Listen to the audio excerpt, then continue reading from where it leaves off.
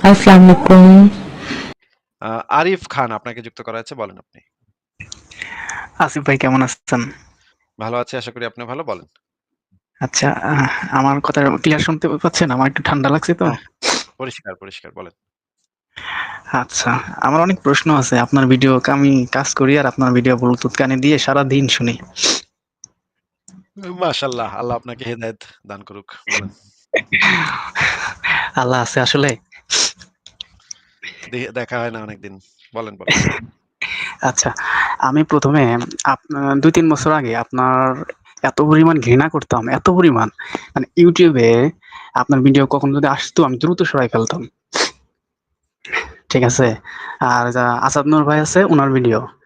কিন্তু ইদানিং এখন মানে আপনাদের ভিডিওগুলা দেখি আর এইজন্য অনেক প্রশ্ন মাথার মধ্যে ঘুরপাক করে। তো আমি কিছুদিন আগে একজনকে প্রশ্ন করছিলাম যে বর্তমান যুগে সব হুজুর বা সবারই তো ফেসবুক থাকে, ইউটিউব থাকে। তা যুগ অনুযায়ী নবী যদি এই যুগে বেঁচে থাকতেন তো তারও কি ফেসবুক বা তার ইউটিউব চ্যানেল থাকতো কিনা? তো উনি আমার সাথে হঠাৎ করে রেগে যায়, ঠিক আছে? মানে ও একটু বাজে বিহেভ করে। মানে রাসূলকে নিয়ে এভাবে কেন করো? হ্যান-ত্যান এটা সেটা। তো এই ব্যাপারে কিছু বলবেন কিনা? কারণ আমার অবশ্যই আমার প্রশ্নটা এবং ওই চ্যানেলে সাবস্ক্রাইব করলে আপনার জান্নাতে ২ টা হুর বেশি দিত নবী। আচ্ছা। আরো প্রশ্ন, অনেক প্রশ্ন আছে। এখন এই যে আমি বলি, সবসময় আমাদের তো বলতে হয় যে আলহামদুলিল্লাহ, তাই না? এর বাংলাটা যদি একটু বলতেন তারপর আমি একটু বলতেছি। এটার বাংলা হচ্ছে আল্লাহ যদি চায়। না, এটার না, না বাংলা হচ্ছে সকল যে সকল আ সকল প্রশংসা প্রশংসা হচ্ছে আল্লাহ আল্লাহর। তাআলার। হ্যাঁ, এটার আচ্ছা। হচ্ছে সকল প্রশংসা হ্যাঁ, আল্লাহর। এই যে আমি যে আপনার সাথে কথা বলতে পারতেছি, এই প্রশংসা কি আল্লাহর দেব নাকি যে YouTube আবিষ্কার করছে যার মাধ্যমে আমি আপনার সাথে কথা বলতে পারতেছি, এই প্রশংসা কি আমি তাকে দেব? কাকে দেব? আল্লাহকে দিবেন। কারণ আল্লাহ আ শুধুমাত্র প্রশংসা পাওয়ার ভাগীদার হইতেছে আল্লাহ। কিন্তু যদি দুর্ঘটনা ঘটে তখন আবার আল্লাহ সেটার দায়-দায়িত্ব নিবে না। বলবে এটা তোমাদের নিজের দোষে হইছে। কিন্তু কিন্তু যদি ভালো কিন্তু হয় কে তখন আল্লাহ লাফাইতে আসবে যে, "এই আমার প্রশংসা করলি না কে?" কিন্তু কেন ভাই একটা মানুষ এত কষ্ট করে YouTube আবিষ্কার করলো, মানুষের সাথে কথা বলার সুযোগ করে দিল।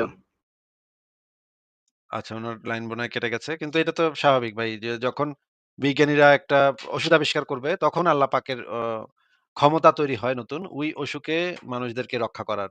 কিন্তু তার আগ পর্যন্ত মনে করেন যখন কলেরা হইতো, গ্রামের পর গ্রাম নিশ্চিহ্ন হয়ে যেত। মানুষ মানুষ শূন্য হয়ে যেত।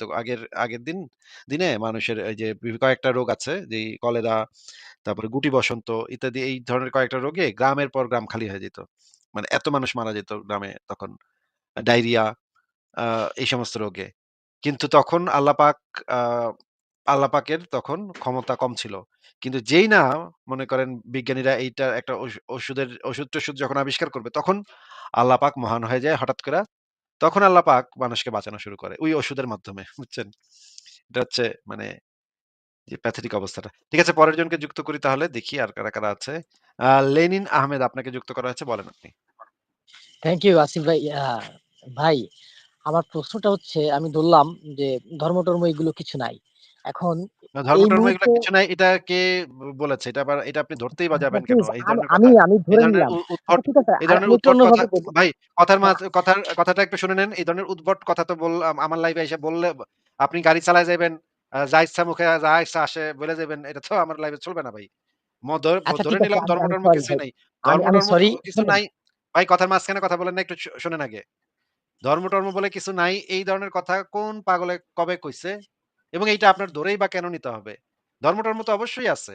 পৃথিবীতে অনেকগুলা জঙ্গিবাদী, খাইস্টান, নোংরা ধর্ম আছে। সেগুলোর ভিতরে সবচাইতে খাইস্টা ধর্ম হইতেছে ইসলাম ধর্ম। যেটা পৃথিবীতে আছে। ধর্ম-টর্ম কিছু নাই এটা আপনার কেন ধরতে হবে ভাই? উদ্ভট কথা তো ধর্ম তো আছে। মানুষ এই সমস্ত উদ্ভট জিনিসপত্র বিশ্বাস করে। লাখ কোটি মানুষ এই সমস্ত দুনফুন বিশ্বাস করে। পাগল হয়ে যায়। একটা পীরের মাজারে যদি দেখেন, যান, গেলে দেখবেন তারা আল্লাহু করতে ন্যাংটা-প্যাংটা হয়ে মানে গাছের উপরে উইঠা যায়। বাঁশের উপরে উইঠা যায়, মাচার উপরে উইঠা যায়। উইঠা লাফ মারে। না আল্লাহু আমি করতে। দেখছি। আমি এগুলো দেখছি। তাহলে এখন আমি জানতে ধর্ম-টর্ম তো চাচ্ছি আছে মূলত তো। ভাই ধর্ম-টর্ম তো আ আছে তো। তাহলে আপনি কেন বলতেছেন যে ভাই ধরে নিই তর্কের খাতিরে ধরে নিই ধর্ম-টর্ম নাই। ধর্ম-টর্ম নাই এটা আপনি কেন ধরতে যাবেন ভাই? এটা আপনারে কে বলছে কবে যে ধর্ম-টর্ম নাই? এটা একটু বলেন তো। আমরা যেটা বলি যে ধর্মের যে দাবিগুলা, উদ্ভট দাবিগুলা সেগুলা মিথ্যা। কিন্তু ধর্ম নাই এরকম কথা তো আমরা কখনো বলি নাই। আমরা নাস্তিকরা তো কখনো বলি না যে ধর্ম-টর্ম বলে কিছু নাই। এটা কি আমরা কখনো বলছি? না, না, আমি এরকম কিছু আপনার কাছ থেকে শুনি নাই। আমি আসলে ব্যাপারটা বোঝাতে চাচ্ছি কি যে একজন অসৎ লোক, একজন অসৎ লোক, এই লোকটার যে পরিণতি এটা দেখা যায় কি আমার পরিচিত অনেক ভদ্রলোক আছে যারা এতটা ধর্মকর্ম না করলেও মোটামুটি অনেক সময় বলে থাকেন যে আল্লাহ তার বিচার করবে। দেখা গেল এ কারণে ওই লোকটা নতুনভাবে এক নতুন উদ্যমে কাজ করার একটা স্পৃহা পায়। তার একটা উৎসাহ জাগে যে না ঠিক আস্তে, আছে আস্তে, ও একটা আস্তে, আস্তে, আস্তে, আস্তে, আস্তে। লেনিন ভাই আস্তে, আস্তে, আস্তে। আচ্ছা ঠিক আছে। বাংলাদেশের যে মানুষ আছে, বাংলাদেশের মানুষ তো খুবই ধর্মপ্রাণ, ধর্মপ্রবণ নাকি ভাই? হ্যাঁ, বলা যায়। আ পাকিস্তানের মানুষ তো আরো বেশি ধর্মপ্রবণ, ধর্মপ্রাণ নাকি? সেরকমটা তো মনে হয় এ পর্যন্ত যতদূর আচ্ছা। জানছি আরকি। আ পা পা আফগানিস্তানের মানুষ তো আরো বেশি ধর্মপ্রবণ। একেবারে পাকিস্তানের থেকেও বেশি নাকি? হ্যাঁ, হ্যাঁ, ওই সেন্সে তো বেশি বলা যায়। প্লাসের দিকেই আচ্ছা আছে তাইলে এখনো। তাইলে আমরা ৩ টা দেশ পাইলাম যারা খুবই ধর্মপ্রবণ, ধর্ম তারা একদম কঠিনভাবে মানতেছে। এবার আমি ৩ টা নাস্তিক প্রধান দেশের কথা বলি। জাপানের নাম তো আপনি শুনছেন। সেখানে মানে প্রায় ৯৭% মানুষই হচ্ছে নাস্তিক। জাপান নাম শুনছেন ভাই? জাপানের যে হ্যাঁ, হ্যাঁ। ৯৭-৯৮% মানুষ নাস্তিক এটা তো জানেন নাকি?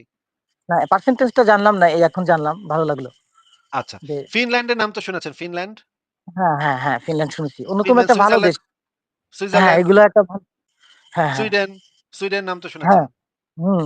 ওই পোরশনে অনেকগুলো তারপর দেশ আছে যারা অনেক বেশি নেদারল্যান্ডস, ভালো আমি যতদূর জানছি। হ্যাঁ, ডেনমার্ক, ইয়েস। জার্মানি হুম, হুম, এই সমস্ত দেশে যে কয়টা দেশের নাম বললাম, আ কোনো তেমন কোনো মানুষ পাওয়া যায় না যে এরা ধর্মপ্রবণ এবং বেশিরভাগ মানুষ নাস্তিক অথবা তারা ধর্ম বিশ্বাস করে না।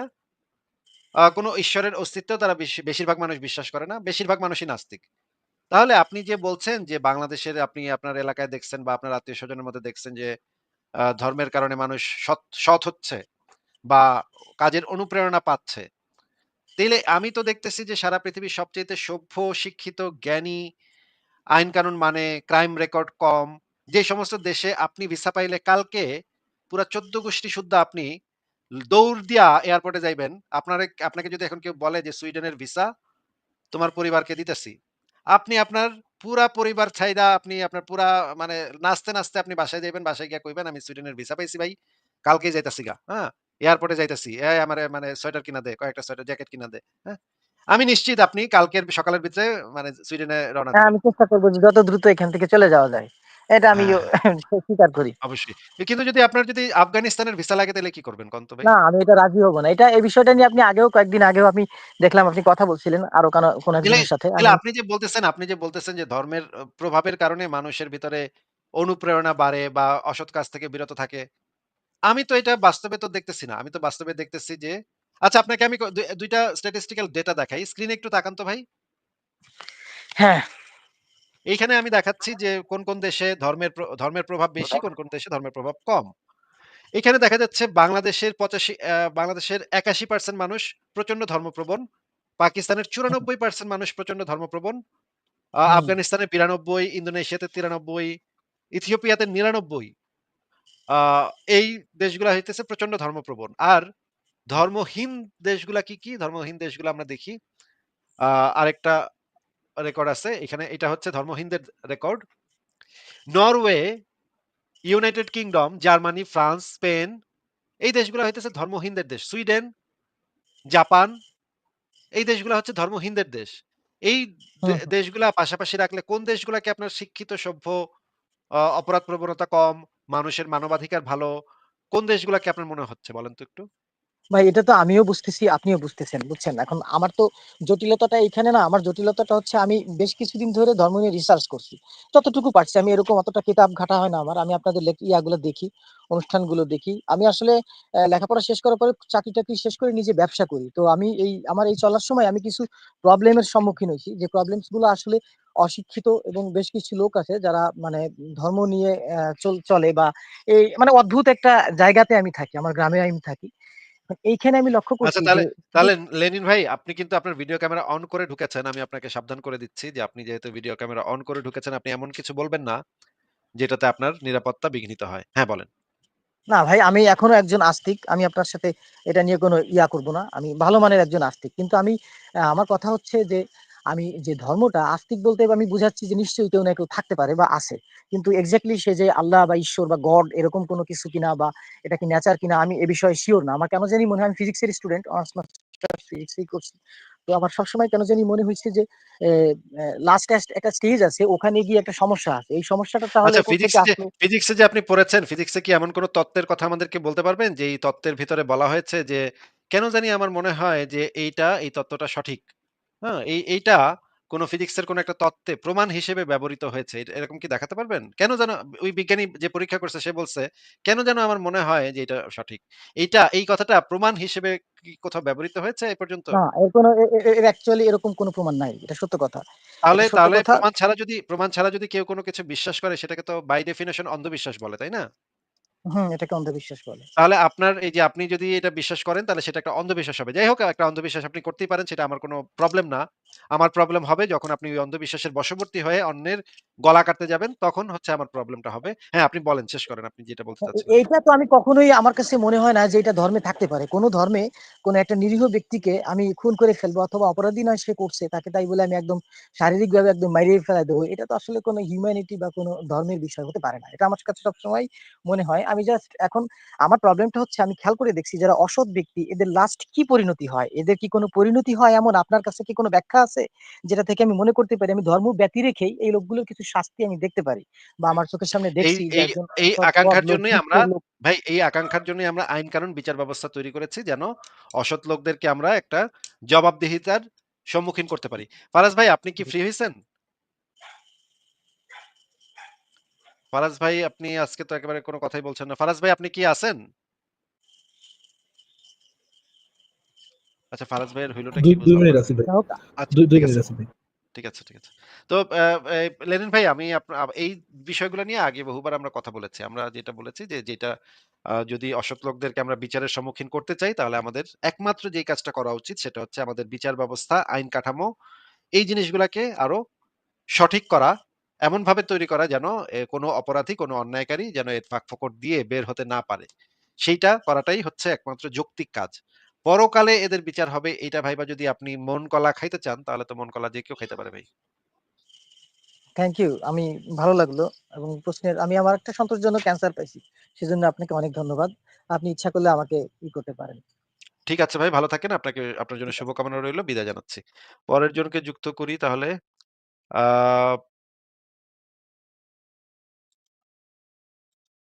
হাসিবুল হাসান আপনাকে যুক্ত করা হয়েছে। হাসিবুল হাসান আপনি বলেন তাহলে। হ্যালো। হ্যাঁ, বলেন হাসিবুল হাসান বলেন। আচ্ছা আমি একটা ওই আপনার ইমেইল করছি। কয়েকদিন আগে কথা বলছিলাম আপনার সাথে। আ তো আপনি মনে হয় ভুলে গেছেন বা দেখা করেন। আমি আপনার সাথে কিছু বিষয়ে আলাপ করতে যাচ্ছিলাম। সেটা আমি এই পাবলিক প্লেসে বলা ভালো মনে করছি না।